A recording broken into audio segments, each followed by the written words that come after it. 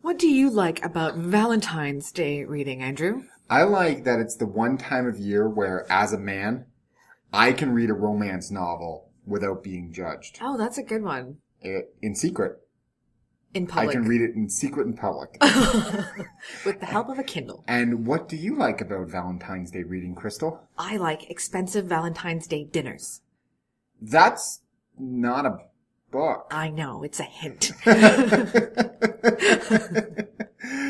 Everybody, welcome to the Goldilocks and the Three Cares podcast. The podcast where we take a look at direct published work with what's too hot, what's too cold, and what's just right. I'm Andrew. And I'm Crystal. And what did we read this week, Crystal? We read 7 Exes Are 8 Too Many by Heather Wardell. And this is yet another request. It is and it isn't. Okay. Is yet another almost request. Yes. I met Heather at the Surrey International Writers Conference. And quite frankly, I feel like I'm just going to drop that conference into every single podcast that we do because... Until the next one. I just love it that much. But we got to talking and Heather has...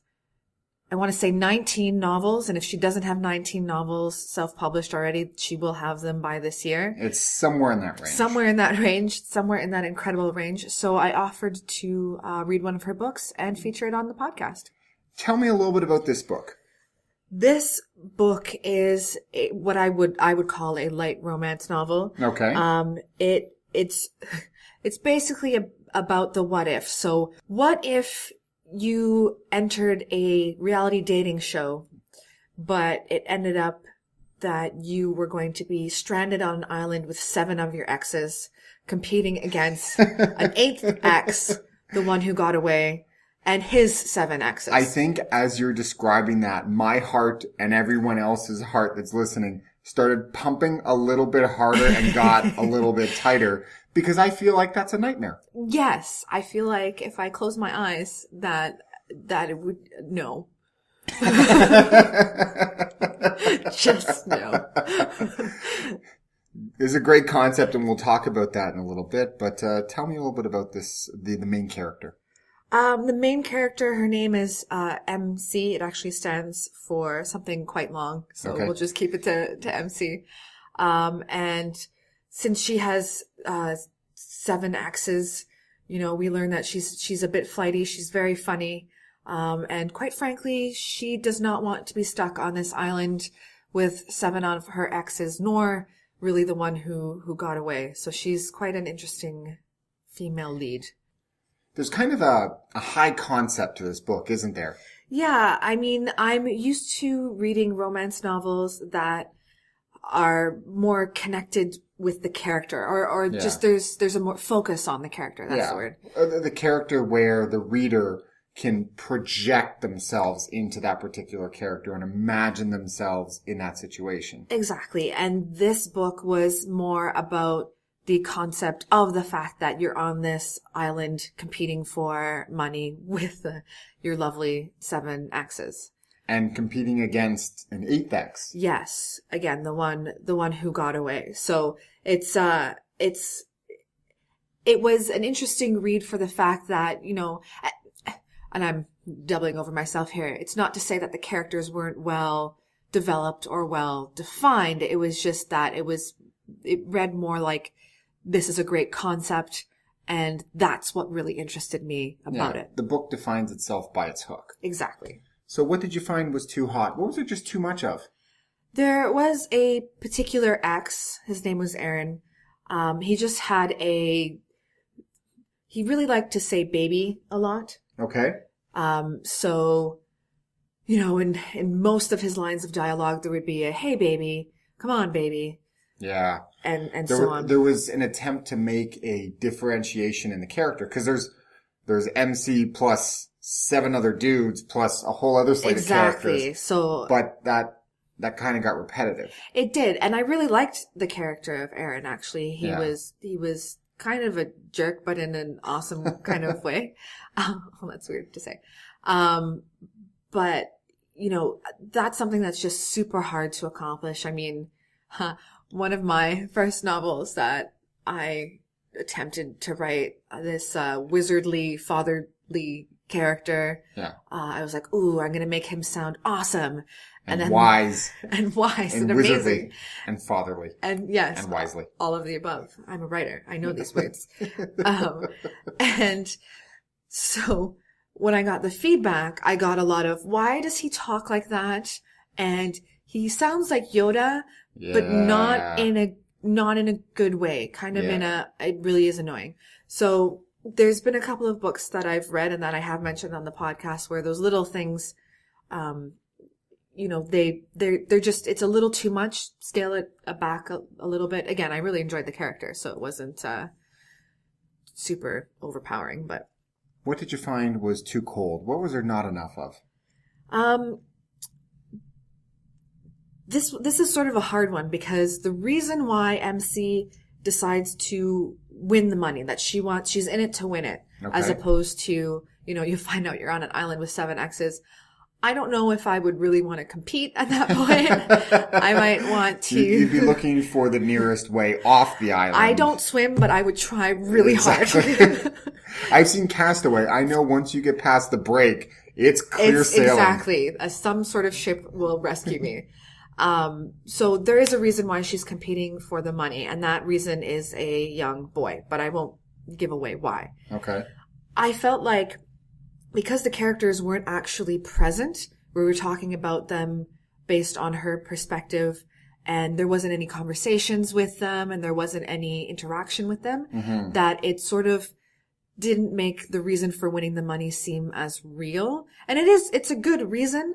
I eventually was just sort of like, I want you to win this money because of all the suffering that you've been through on this wonderful adventure ride. Yeah, because there's kind of 2 drivers for the reason why MC's involved. There's the very first one as to why she signed up for the reality show. Like you said, the young boy. But then there's also the reality show producers kind of trap her with some language around. Right. Traps all of them. Trapped all of them. As an ex, you think about it. As an ex, you show up to a dating reality show and you're like, I'm going to meet the love of my life. And it ends up being someone you've already dated. Yeah. And it doesn't work. Like. Well, it serves you right for like during the interview process for the show. They're like, can you list all of your relationships and why you do not maintain contact with this person? Yeah. And by the way, dates and places of like birth. Well, see, we're looking for these people. And which is why, again, it's a high concept thing because to me that'd be like a red flag. Like, hold on a second. Well, they're looking for the person who writes down like all their lists and is like, can I have another sheet of paper? And then wants to write on the backside. Yes.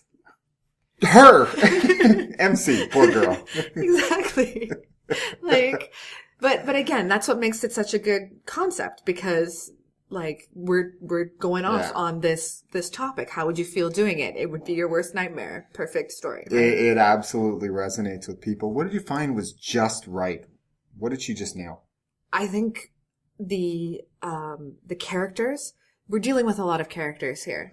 Yeah, and that's complex because there's one team of 8 and then there's another team of 8.